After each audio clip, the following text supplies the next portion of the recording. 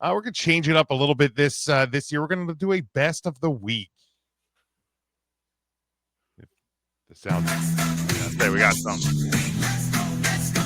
All right, so this is our first edition of the best of the week, and we look back at the weekend that was, or I guess the past 7 days in football, because of course you have Thursday night footballs, you have this past week, you had Friday night footballs, Saturday, Sunday, Monday. As you go throughout the season, I'm sure you'll have Tuesday and Wednesday night football. So they continue to give us that, and as we get into playoff baseball, I guess theoretically you could throw in some baseball bests of, and hopefully that'll happen for some of us and not for others. But Sean, this past week, plenty to go around. But what was your best of the week? Well, I'll give you two. Especially being down here and getting a ton of coverage on it. From a college football standpoint, the best of the week, in my opinion, was the USF Bulls.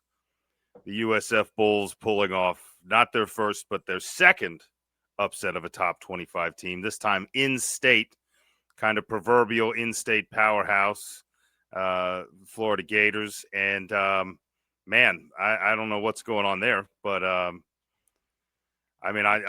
let's try to hang it. I've been trying to hang it more on the USF Bulls than I have on the Florida Gators, and been like, it's a program that's been rebuilding. They got a new stadium coming. They got a new kind of whole new regime, coaching staff and front office going on. And they're really trying to establish themselves kind of as a UCF. Like, they're trying to kind of be that they understand there's the powerhouses in Florida, but they'd like to also represent the state in the national stage. And this is way sooner than advertised. So good for them. From an NFL standpoint, because there's so much other stuff we'll probably talk about, I'm going to focus more on Cam Ward. I thought a very bright spot for me, getting to see him, and it says a lot for me to say that about a Miami Hurricane. But no touchdowns to speak of, but played safe football, made some great throws, had some fellas drop stuff, and at the very least, I think Cam Ward showed that he can play. I think there's been some doubt that it was a weak quarterback class, that he was kind of number one by default. Maybe the Titans got their quarterback a year early, things like that. But the kid's got a cannon, knows how to get open, or knows how to evade pressure. And I think for the most part, made pretty good decisions. So not a win under his belt yet, not a touchdown under his belt yet, but more on that later. Yeah, from the college standpoint, obviously USF is certainly making some noise, and knocking Florida out of the top 25. They are in the top 25. If you would have told me, spoiler alert, that a USF Miami game in week number 3 was going to make our preseason, make our picks as we try to do matchups featuring 2 top 25 teams. Last week not included, but I wouldn't have had the thought of USF being on my list there. So they're definitely doing some things, and yeah, from NFL, Cam Ward, it's not always the most ideal situation when you have to turn to a rookie quarterback in week 1, especially against one of the 3 proverbial defenses in the NFL. Yeah, and he, again, in a loss, looked well. If you look beyond the box score, if you look beyond the scoreboard, then you're definitely going to be able to see that the kid knows how to play football, man. Really, really strong performance despite the loss by the Titans. And they have plenty to fix, but you could really sense like the work ethic and the approach there, because you don't wander into a game against Denver like willy-nilly, like I have all the talent in the world and get away with anything. And he knew where defenders were going to be. Freaking cat.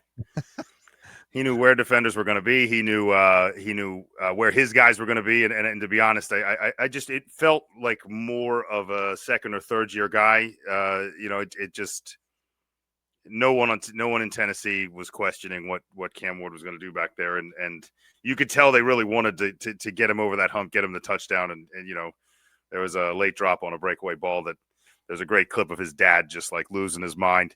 Yeah, that was fun.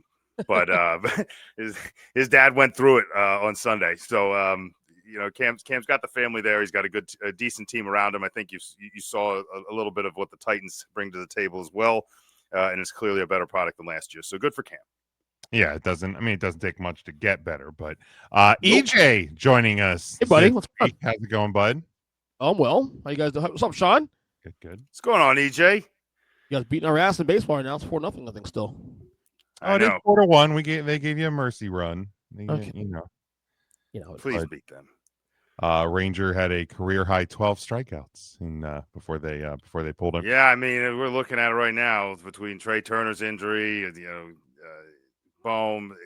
Obviously, your ace is now in the hole. We need all the Ranger we can get. Yeah, Trey should be back postseason, so that is the good news. They're pretty hopeful on that one. But EJ, as we are in the midst of the best of the week, what was your best of the week? I got a few things off my chest. Don't look now, and I did this last year, and I did this. Oh boy, it's not a hot take, but I said that. I said last week on the podcast. I said last week that the clear cut favorite in the NFC is the Eagles. That's the only definitive team in the NFC, the Eagles. Number 2 is wide open, and it's wide open to what's as much as like 5-6 teams could be considered number 2 in the conference. The Packers made a big statement this weekend against Detroit. Look, we still got 16 games to go, obviously, but that's a win, a big win in the divisional game, and the way they won that game. I'm not going to say that number 2 in the conference yet, obviously, but of all the teams we're considering, San Francisco, the Rams, nobody should be considering San Francisco, by the way. Well, I mean, we'll see. We got time. This is why they play the season now. But the Packers made a big statement to make that case to be the second best team in the conference right now. You added Micah, and who knows? Maybe Jordan Love. This is the Jordan Love now we see that could be what I tweeted the other day. Like, is this the year that he becomes a top 10 quarterback? Because if he takes the next step forward, this team is dangerous, and that defense looks really, really good for the record. So that was one of my best this week. Another thing that went under the radar too, also this weekend, despite the loss, Michael Penix is really good. Michael Penix is like he's really that dude can sling the ball. Yeah, I don't know if he just has enormous hands. But I was watching we were watching the fourth quarter, which by the way was like super fun for a while in a room full of Tampa Bay Buccaneers fans who thought they were going to lose. But it's just, it almost feels like he just kind of squeezes the ball out. Like I was like watching him and I'm like, how's that release? Like it almost looks like it's coming out his pinky. Like, and I'm just like, yeah. But the ball looked tiny. And I'm like, it wasn't the same. Yeah, kid can play, man. Right. He came last year, like week 15, week 16. I mean, he played okay last year, but then you got a full camp now. He's the guy going to camp. And look, one game obviously, but despite the loss, he played phenomenal. That went under the radar. In a division where, let's be fair. Tampa's the front runner, but question. They have a slip up here or there, and that thing is as wide open as wide open. Yeah, I think that division had a losing record division winner 2 out of the last 3 years, or close to it. Yeah. So Tampa's gotten 10 wins pretty much, and I think one year was 9 wins. That was it. Oh, we got a Schwarbaum, by the way, so it's now 7-1. So thanks. He can keep dropping those all he wants. Yeah, he can just keep doing that. Just number 50 on the year. You guys, by the way, you guys can keep Phillies Karen also too. I read it. I need him to win MVP. So nobody Phillies have no excuse. But you have her. You have her. But in the comments here, speaking about that game, we got to talk about how good Emeka Egbuka is. Great showing in week 1. Wouldn't go as far as the best wide receiver in the league. Yeah, but he's not even the best wide receiver in Tampa. No. So we'll, hello, Mike Evans says hello. Come on, what are we doing? I had the button ready for EJ, and his wasn't a hot bro. take, like he's like in my role right now, taking hot takes. Yeah, right. That's my role. But yeah, Penix good. Green Bay, obviously, a strong showing. We'll see where we have them sitting here in a little bit when we get to the power rankings. Mine and Sean, I know you touched on college football. Another upset this past weekend. Mississippi State tried everything they could to win, then tried everything they could to lose until Arizona said, hold my beer. I can lose harder than you can. So Arizona State And again, this is why I dislike preseason rankings as much as I do, because I thought that with the losses that they had, they were not going to be at the top of the Big 12 like they were a year ago, and not exactly the start that they wanted. I think they almost lost in week 1 as well. So some shakeups in the top 25 already. But that always happens that way. Like the weeks the unassuming weeks we have. Like that is last year too. I think it was week 3 last year in college football. The unassuming weeks that like, oh, it's a dead week, no good big games, and then you get like 2 upsets out of nowhere. Well, again, it's especially early in the year. It's because there's teams that are unranked that are better than people expect. There's teams that are ranked because of what they did last year, and especially now in the transfer era, all of those bets are off. I hate preseason rankings more now than I did before we had transfers. So, but my real best of the week, and I will hit the button on myself. Homer is my Los Angeles Chargers going to Brazil, getting the win over the defending AFC champion, multi-time defending AFC champion, Kansas City Chiefs, and also extend Coach Jim Harbaugh's undefeated record in NFL opening weeks to 6-0. Amazing. So, it's amazing. He's and I'll tell you that, like I think we all have. I think everybody in this panel had the Chargers at least in the playoffs. Some may have them in division. Yeah, but I don't think anybody had them winning the division. Okay, I know I didn't have. Rightly so. I feel like the tide's shifting now. I think the tide's starting to shift now. Obviously we'll get to later on. Eagles and Chiefs this week. We could be looking at a situation where we're going to week 3 that Chiefs are 0-2, Chargers are 2-0. That could be. It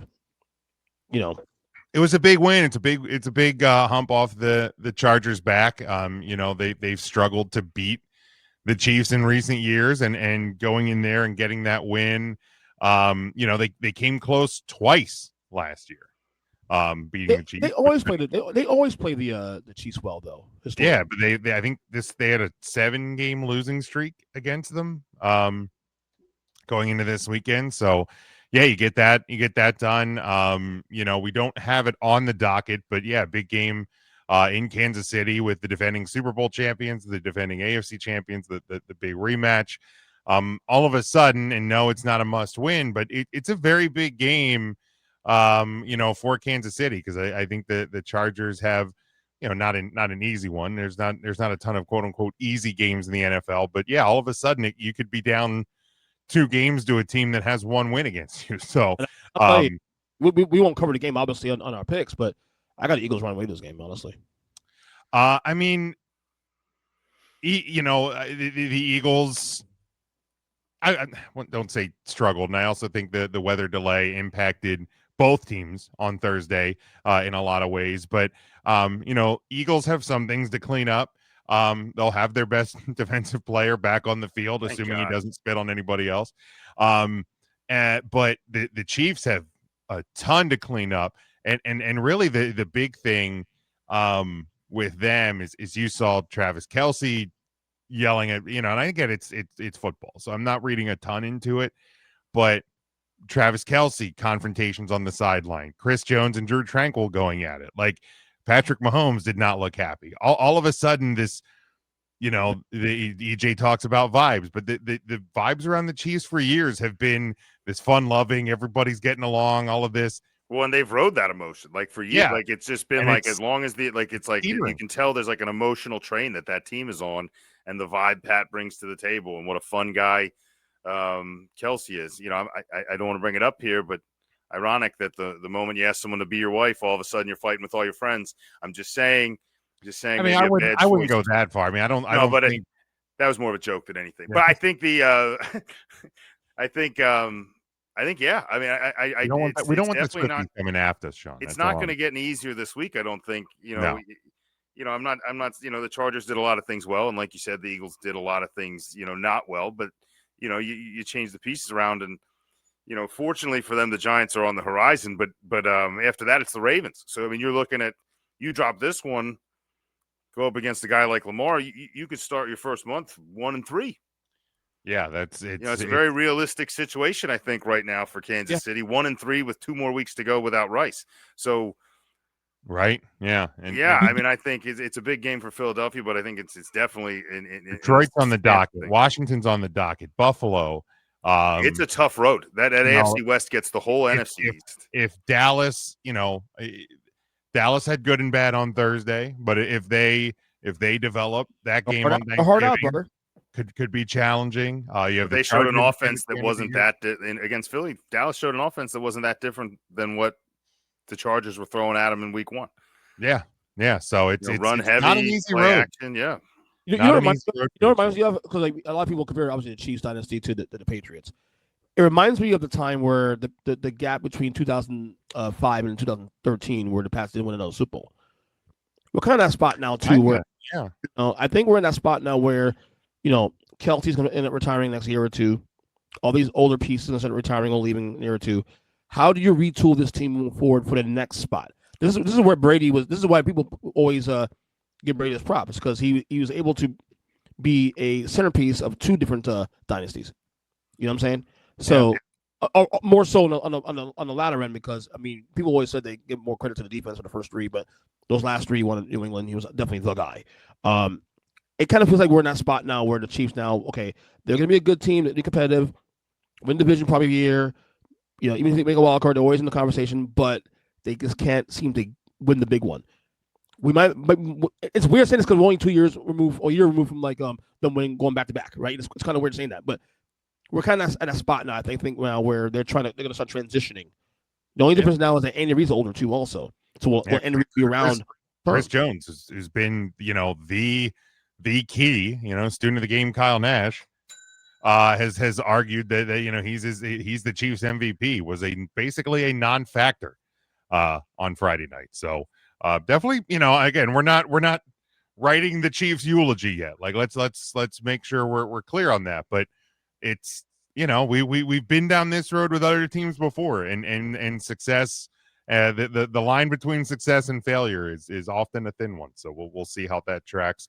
But yeah, that's where we will leave the best of the week